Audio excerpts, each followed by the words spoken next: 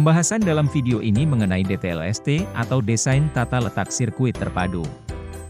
Desain tata letak sirkuit terpadu adalah kreasi berupa rancangan peletakan 3 dimensi dari berbagai elemen, sekurang-kurangnya satu dari elemen tersebut adalah elemen aktif, serta sebagian interkoneksi dalam suatu sirkuit terpadu.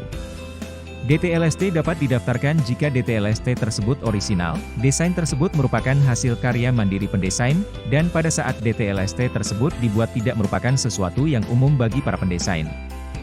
DTLST terdaftar mendapatkan perlindungan hukum untuk jangka waktu 10 tahun sejak pertama kali DTLST dieksploitasi secara komersial atau sejak tanggal penerimaan permohonan pendaftaran. Bagaimana cara mengajukan permohonan pendaftaran DTLST? Pertama, pemohon mengajukan permohonan ke Kantor Direktorat Jenderal Kekayaan Intelektual secara tertulis dalam bahasa Indonesia dengan mengisi formulir permohonan yang memuat 1. Tanggal, bulan, dan tahun surat permohonan. 2. Nama, alamat lengkap dan kewarganegaraan pendesain. 3. Nama, alamat lengkap, dan kewarganegaraan pemohon. 4. Nama, dan alamat lengkap kuasa apabila permohonan diajukan melalui kuasa. Dan 5. Tanggal pertama kali dieksploitasi secara komersial apabila sudah pernah dieksploitasi sebelum permohonan diajukan. Lalu permohonan ditandatangani oleh pemohon atau kuasanya, serta dilampiri salinan gambar atau foto serta uraian dari desain yang dimohonkan pendaftarannya, serta surat kuasa khusus, dalam hal permohonan diajukan melalui kuasa. Lalu surat pernyataan bahwa desain yang dimohonkan pendaftarannya adalah miliknya, dan surat keterangan yang menjelaskan mengenai tanggal eksploitasi pertama secara komersial. Dalam hal permohonan diajukan secara bersama-sama oleh lebih dari satu pemohon, permohonan tersebut ditandatangani oleh salah satu pemohon dengan dilampiri persetujuan tertulis dari para pemohon lain. Dalam hal permohonan diajukan oleh bukan pendesain, permohonan harus disertai pernyataan yang dilengkapi dengan bukti yang cukup bahwa pemohon berhak atas desain industri yang bersangkutan. Perlindungan hak desain tata letak sirkuit terpadu dapat diberikan dengan syarat. Desain tata letak sirkuit terpadu yang diajukan adalah orisinal. Desain tata letak sirkuit terpadu dinyatakan orisinal apabila desain tersebut merupakan hasil karya mandiri pendesain, dan pada saat desain tata letak sirkuit terpadu tersebut dibuat tidak merupakan sesuatu yang umum bagi para pendesain. Hak desain tata letak sirkuit terpadu tidak dapat diberikan jika desain tata letak sirkuit terpadu tersebut bertentangan dengan perundang-undangan yang berlaku, ketertiban umum, agama atau kesusilaan. Yang berhak memperoleh hak desain tata letak sirkuit terpadu adalah pendesain atau yang menerima hak tersebut dari pendesain. Dalam hal pendesaian terdiri atas beberapa orang secara bersama.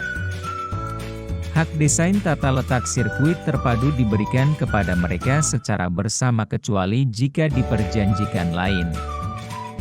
Hak desain tata letak sirkuit terpadu diberikan atas dasar permohonan.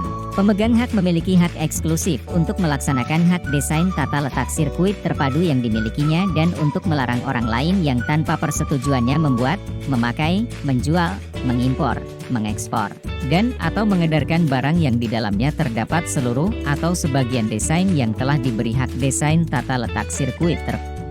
Dikecualikan dari ketentuan yang dimaksud adalah pemakaian desain tata letak sirkuit terpadu untuk kepentingan penelitian dan pendidikan sepanjang tidak merugikan kepentingan yang wajar dari pemegang desain tata letak sirkuit terpadu. Perlindungan terhadap hak desain tata letak sirkuit terpadu diberikan kepada pemegang hak sejak pertama kali desain tersebut dieksploitasi secara komersial dimanapun atau sejak tanggal penerimaan dan berlangsung untuk jangka waktu 10 tahun.